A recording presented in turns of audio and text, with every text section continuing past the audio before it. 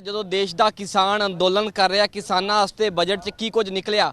शिव सेना के सांसद विनायक राव साडे नाल मौजूद है। शिव सेना के सांसद होर भी मौजूद है। गलबात करांगे कि महाराष्ट्र जो पंजाब तो अंदोलन उठा सी हरियाणा तक गया, पूरे देश की सरकार साबित करन लगी हुई है सिर्फ पंजाब ते हरियाणा का अंदोलन है कि देश का अंदोलन है कि पूरे देश की हालत यह है किसानों लई सांसद लड़ रहे संसद दे विच।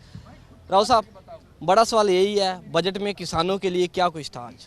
इस बजट में किसानों के मुंह को पानी लगाने का काम किया है।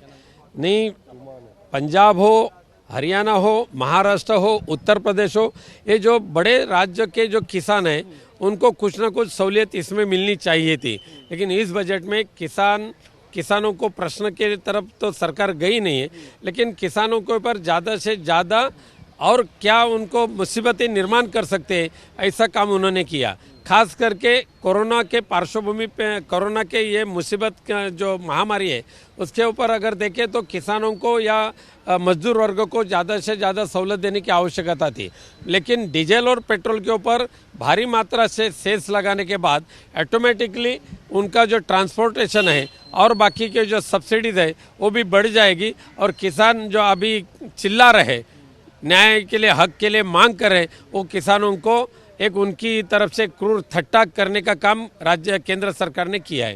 एक ना मैंडेटेड सेट किया जा रहा है कि जो एक आंदोलनकारी किसान है वो सिर्फ पंजाब और हरियाणा में है। मैं महाराष्ट्र की स्थिति जानना चाहूँगा, महाराष्ट्र में क्या स्थिति है अब?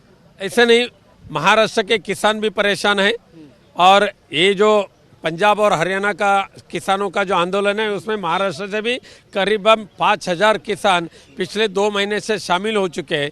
एक पिछले हफ्ते में जब इस आंदोलन को समर्थन देने के लिए जब ट्रैक्टर रैली निकली तो नासिक से मुंबई तक भी कम से कम 25,000 लोग चल के आए और वैसे ही महाराष्ट्र के कई जिलों में भारी मात्रा से ट्रैक्टर रैली भी निकली और किसान आंदोलन जो चला उसको समर्थन दिया गया। आपसे पूछना चाहूँगा, शिव सेना का क्या स्टैंड रहेगा अंदर जब किसानों की बात आएगी? 15 दिन सेशन चलेगा, बजट आज पेश हो गया, आगे बहस होगी, हर एक मुद्दे पर बहस होगी। शिव सेना का किसानों को लेकर क्या स्टैंड रहेगा? हमारे नेता आदरणीय उद्धव जी ठाकरे साहब ये सदैव किसानों के लिए लड़ने वाले नेता हैं, गौर गरीबों के लिए लड़ने वाले नेता हैं। हम यहाँ पर जो हमारे किसान बॉर्डर पर बैठे उनके हक के लिए हम भी लड़ने वाले हैं और इस बजट में किसी भी तरह से किसानों के लिए कोई योजना नहीं है। उलट किसानों के नाम से कृषि कर लगा के इस देश की महंगाई आज जो चौपट हो गई है 14 के बाद में उसको और 10 गुना बढ़ाने का काम इस सरकार ने किया है।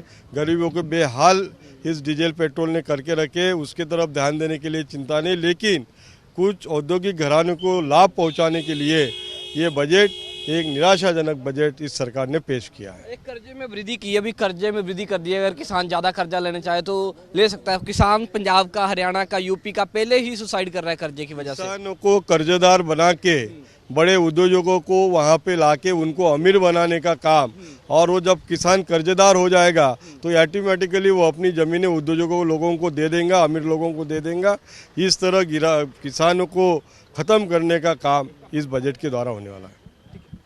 ਤਾਂ ਮਹਾਰਾਸ਼ਟਰ ਦੇ ਸੰਸਦ ਸੀ, ਉਹ ਕਹਿੰਦੇ ਕਿਸਾਨ ਅੰਦੋਲਨ ਉੱਥੇ ਵੀ ਕਰ ਰਹੇ ਆ, ਉਸੇ ਤਰ੍ਹਾਂ ਕਿਸਾਨਾਂ ਦੇ ਹੱਕ ਵਿੱਚ ਉਹਨਾਂ ਦੀ ਵੀ ਪਾਰਟੀ ਖੜੀ ਹੈ। ਕਿਸਾਨਾਂ ਵਾਸਤੇ ਬਜਟ ਦੇ ਵਿੱਚ ਕੁਝ ਨਹੀਂ ਸੀ, ਕਰਜ਼ਦਾਰ ਕਰਨਾ ਚਾਹੁੰਦੀ ਹੈ ਸਰਕਾਰ ਕਿਸਾਨਾਂ ਨੂੰ, ਇਸ ਕਰਕੇ ਕਰਜ਼ ਦੀ ਜਿਹੜੀ ਸੰਖਿਆ ਵਧਾਈ ਗਈ ਹੈ, ਕਰਜ਼ ਦਾ ਜਿਹੜਾ ਅੰਕੜਾ ਵਧਾਇਆ ਗਿਆ ਤਾਂ ਜੋ ਕਿਸਾਨ ਕਰਜ਼ ਲੈਣ ਤੇ ਜਿਹੜੀ ਅੱਕ ਕੇ ਜਿਹੜੀ ਆ ਜ਼ਮੀਨਾਂ ਆਪਣੀਆਂ ਵੱਡੇ ਘਰਾਣਿਆਂ ਨੂੰ ਦੇ ਦੇਣ।